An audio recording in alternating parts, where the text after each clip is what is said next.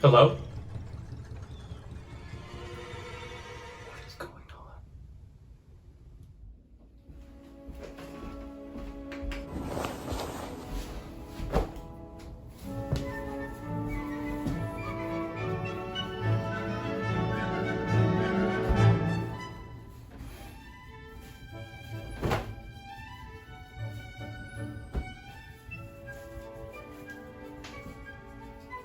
Oh, it's been so long since I've worn this.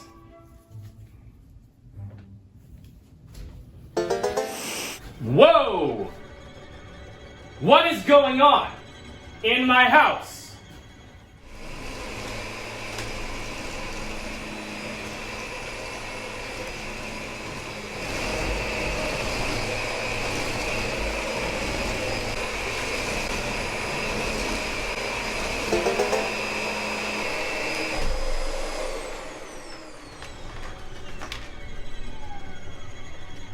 What is happening in my life right now?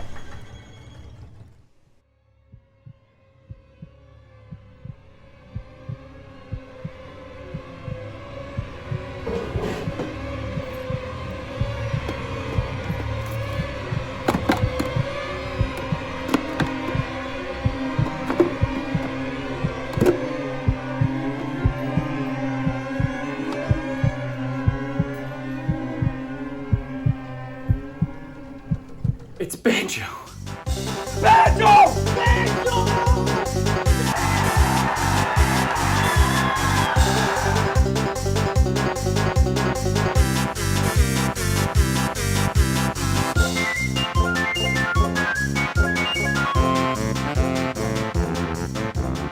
Hi everybody, I'm Jake. Welcome back to Good Game Gaming. I love this game so much. I love this game so much. I'm so excited to talk about this game sometimes.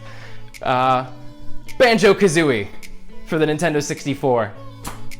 Man, what a trip that is. It's just so good. If I could just sit next to you while you play it, I would be content. I love every character in that game. I love the color, the story, the music, the originality. I love this game so much. I'm just so happy. I'm so happy I get to do this game. I'm so happy I get to play this game. Am I even recording right now? This will be one of the greatest games you ever play in your life on any system for any reason at any age. If you enjoy really good games brimming with originality and uniqueness to it that brings these levels to life, characters that just explode with vibrance and personality, puzzle solving that's pretty decent for what it is, especially for like an action platformer. Gameplay, fluid, fun, light-hearted. Even taking damage in this game doesn't really feel like too big of a loss, and the noises the characters make are kind of more childish. It's a super good game. It's so creative.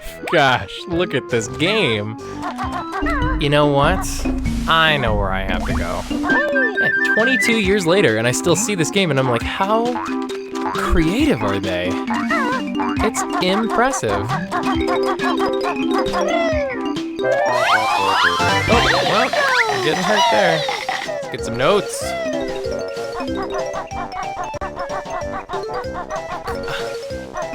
There we go. Oh, man.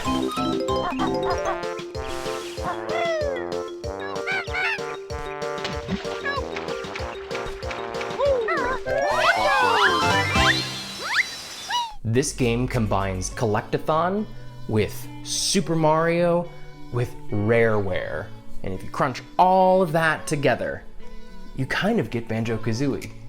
And Banjo-Kazooie, among all video game players, is considered one of the best games ever made. I've never in my life heard of anyone trash talking this game as bad. They might have critiques on the controls a little bit, but generally, everybody agrees. The music was phenomenal, the graphics acceptable, originality amazing. Then that's what we were looking for back in the late 90s. This is, I mean, think about it, a year and a half before the GameCube, you had Banjo-Kazooie and Banjo-Tooie. And they rocked it in sales, they rocked it, they were in magazines constantly. Banjo-Kazooie was a once-in-a-lifetime type of story that comes along and appeals to mostly everybody. It's a lot like Super Mario Brothers, in its own respect. It didn't quite launch a franchise like Super Mario did. Luigi!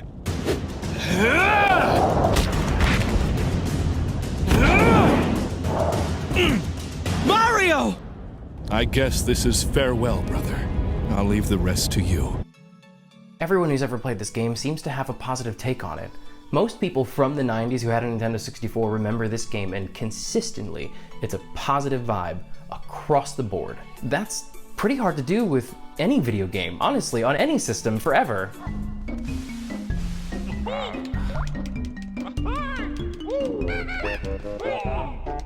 Over it. I'm over it. I took more damage from that one gorilla than any boss in this game so far.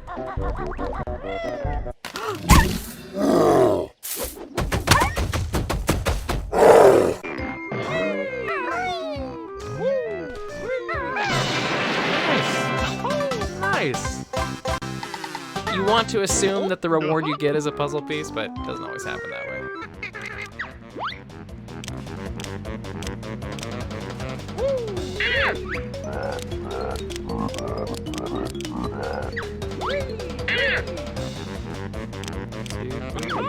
Oh, well.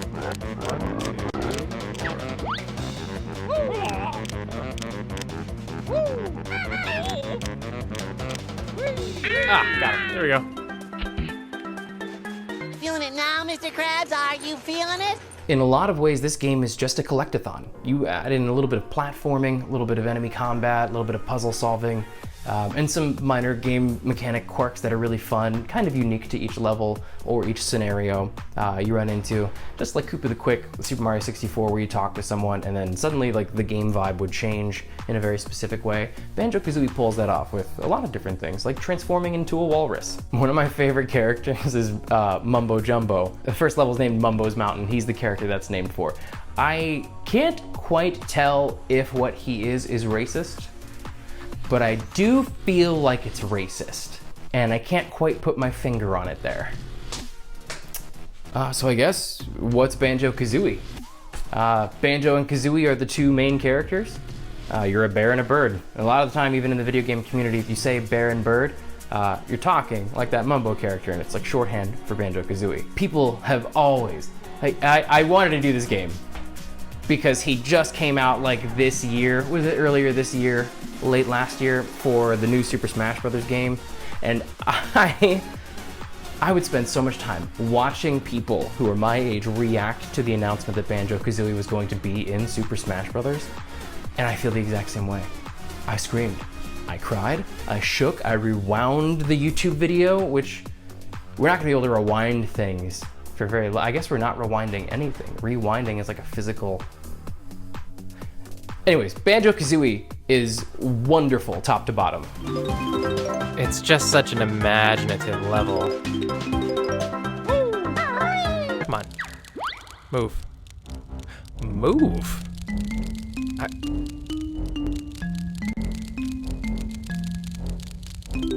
There we go.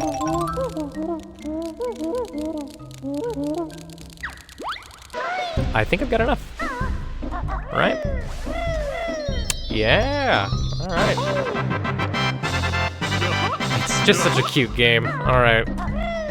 The first thing I'm going to talk about Banjo-Kazooie is the music, because it's just my favorite part of the whole thing, and I've spent so much time trying to learn how to play these things. Banjo-Kazooie's music was composed by Grant Kirkhope.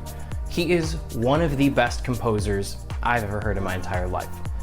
He did Banjo-Kazooie 1 and 2, and he also did Kingdoms of Amalur Reckoning. That was entirely his score. He is just such a talented, amazing composer. I've played piano, what am I going on, 27 years?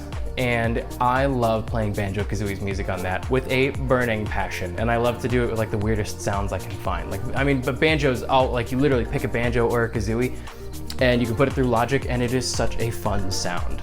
That his work on Banjo-Kazooie gave him a little more of like, you can describe sadness with a happy sound, which you'll hear in Banjo-Kazooie a lot, where it might be a minor key, but the rhythm is exciting, the melody is exciting, and in a happy way. And you might go from a minor key to a happy key and dabble in happiness and come back. but it's always like an bop bop bop bop bop bop bop bop, like that type of sound. Tip top. Tip top.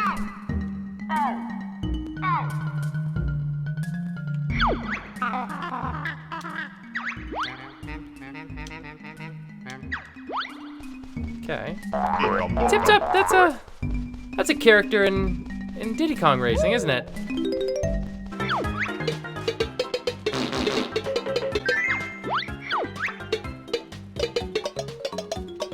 Cool. I forgot that's how you do that. Controls are pretty magical. They did a lot with the buttons that they were given, especially trying to use the Z button and others like button combos. The controls in general, pretty responsive, pretty solid, made a lot of sense. Just to start off, if you play this game, you can start to move, jump, attack. Very simple procedural things that have existed in video games for as long as I've been alive. There are other game mechanics involved in this too, where Banjo can get transformed into an animal and then certain button combinations work there too. It was nice. You didn't really have to do that a lot in platformers. Banjo said yes you do. The story is very straightforward. You learn it in the first couple of minutes, but it's very simple. It's very like child fairy tale-esque phrase that I just made up. We're gonna move on with it. Child fairy tale-esque story that involves a young pretty girl being stolen by a witch, and you're the older brother and you gotta go rescue this princess.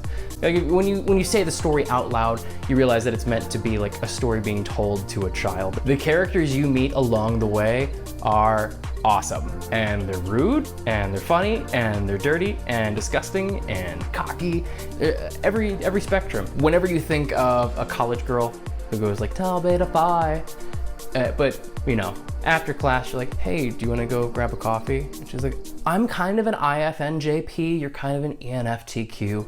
Oh, okay. All those letters, every character in this game fits all those letters, every single one. There's so many. There's so many characters, and they're disgusting, they're funny, they're rude, they're snarky, they're violent, they're stupid, all of it, every single one. If you're reading this right now, and saying to yourself, OMG, Becca, I've been having so much fun with my sisters this week. Then punch yourself in the face right now. Ooh, that was a good one. The graphics in this game are pretty good for the time. The Nintendo 64 didn't have the graphical capabilities to turn out gigantic 3D structures of very, very fine details.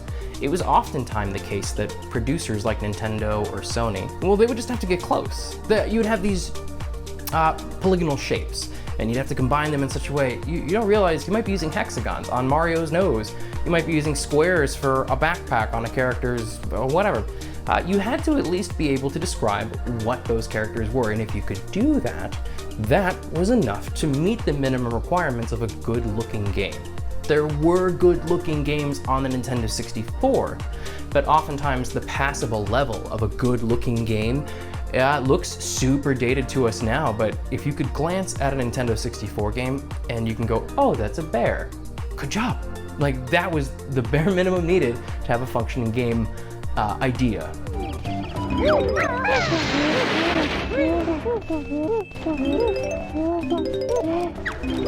Did he just go, oh, hey? Like,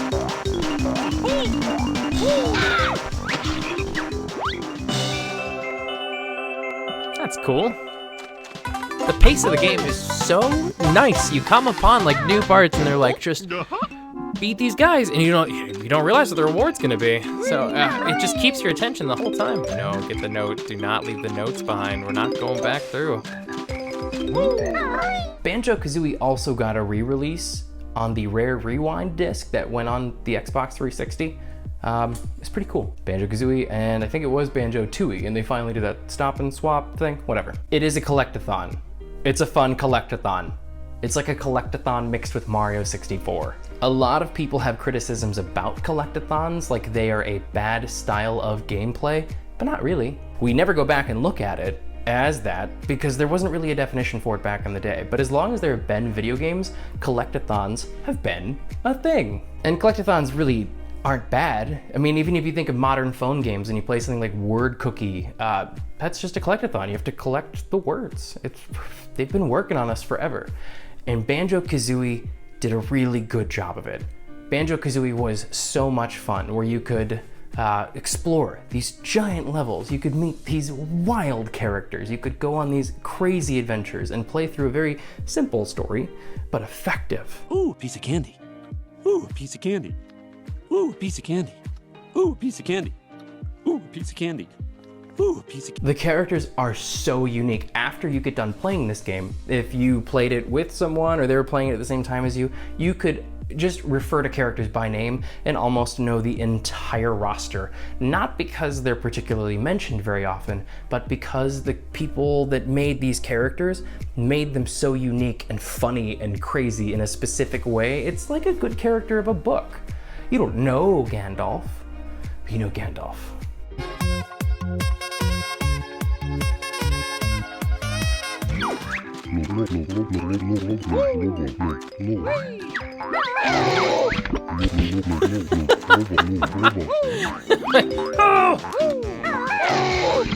It's so good.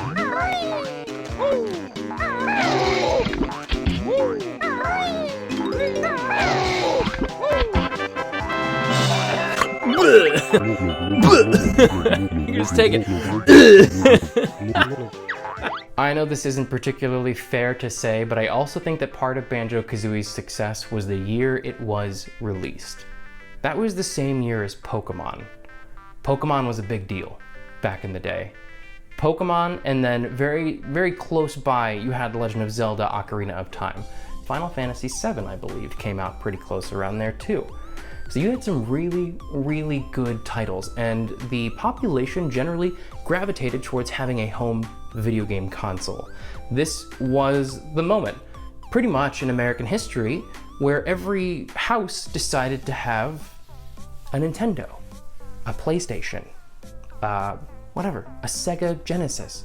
And, you know, pretty close behind that in the year 2000, you had the GameCube, the PS2, the Xbox, the Sega Dreamcast. Sega Dreamcast was right around this time. This was a really good time to be alive and playing video games. So I do donate a little bit of its success from that source. Where can you catch all 150 Pokemon? On your Game Boy. Every item you get in this game, the pitch that, like the little that you get when you get it, is put into key of the song for the level. And all the songs are either in C major, C minor, but these items, no matter what they are, they're actually pitched in the same key. So no matter what item you get in whatever level, you're gonna have like a Pavlovian bell ringing in the back of your head, like. And it was very addicting. This collectathon that they made was unique in a way where you could jump on platforms, you could fly across chasms, you could spit things, you could pound things, you could turn into, I want to keep saying a walrus, but you can also be a bumblebee. There's one more note somewhere. Huh? What? Done. Oh. Done. 100%. Woo!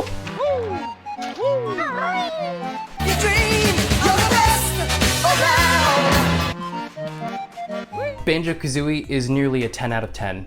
In all categories in my book. It's so hard to describe how perfectly Rare put this game together. For gameplay time, you're looking at like 12 hours? Maybe. To beat the game, 12 hours. To beat the game like 100%, probably longer.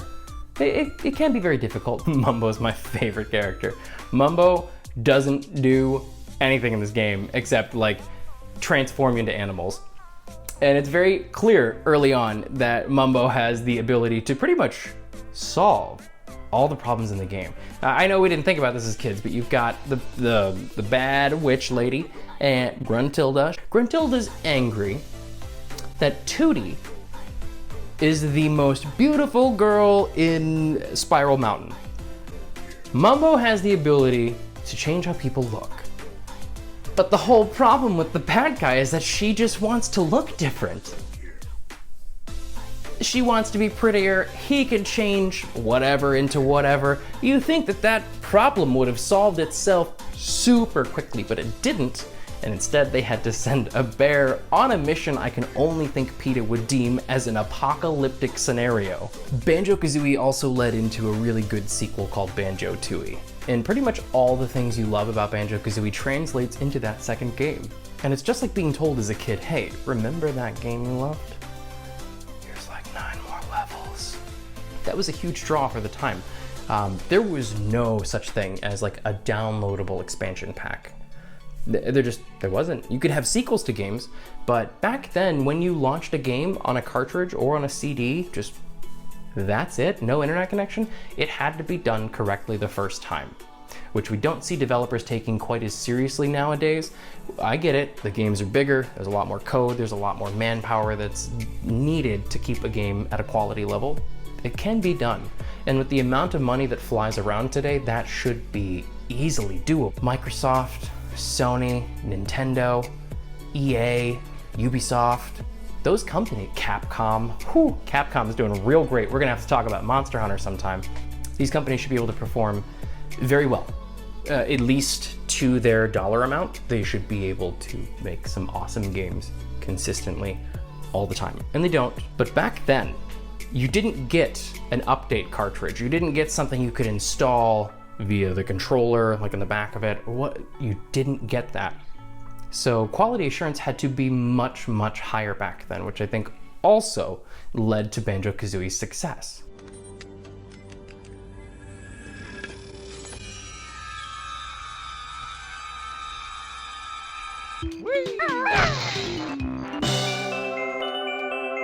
Okay. That sucks. Probably lost it already.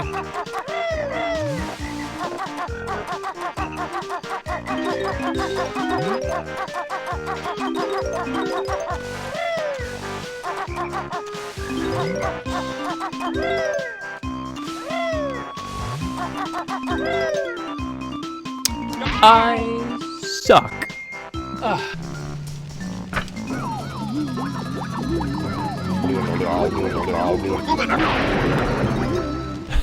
It just looks so weird.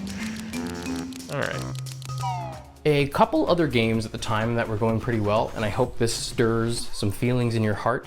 And I only attributed the success of Banjo-Kazooie and not piggybacking on these titles, but the fact that it was among the titans of the time should tell you how good of a game it was.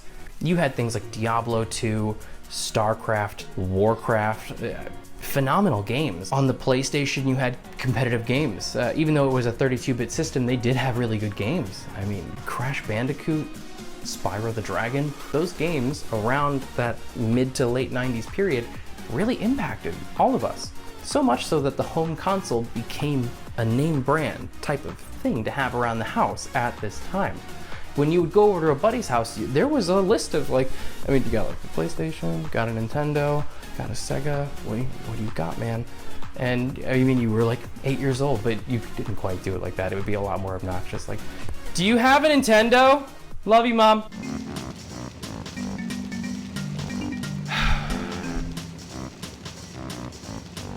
He just looks wild. Man, alright. And for anyone wondering, if you go trying out this game, a huge portion of the biggest secrets happen in this room. Good luck. And it's also just amazing to me that Rareware at the time went on to make so many good games. Back to back to back to back. They were phenomenal at the time at consistently creating good games that would not only top the charts, but raise the bar while they did it. When we get to my favorite game in the world, which is Jet Force Gemini, I'm gonna lose my mind. When we get to that game, we're gonna go over how it kind of combines certain elements from Banjo-Kazooie into it. It's also gonna combine elements of Turok. So I'm really excited to bring that trifecta together, because these were the games of like 97, 98, 99. Whew. Whew. All in all, this game is absolutely fantastic, and if you haven't picked it up before, you should, because it is going to change your perspective on video games in general. So listen, have a wonderful day. Thank you for stopping by to Good Game Gaming. I'm gonna continuously try to do more 64 games. I have a bunch of old Nintendo games I want to get done. So thank you so much for watching today. This is post-production Jake. I love making these videos so much, and I hope that you'd like and subscribe to them. Have a wonderful day, be safe out there, and have a good holiday, okay?